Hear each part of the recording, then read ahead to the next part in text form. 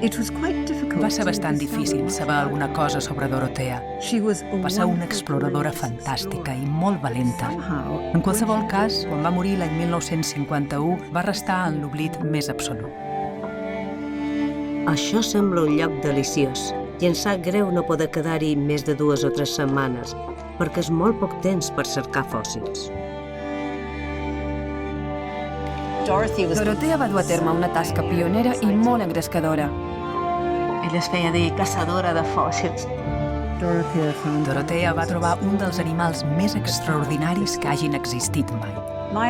El Myotragus va situar l'illa en el mapa científic. El que va fer Dorothea Bate va ser obrir-nos una finestra en el passat. Penso que si tens un objectiu, una ambició, res més no importa.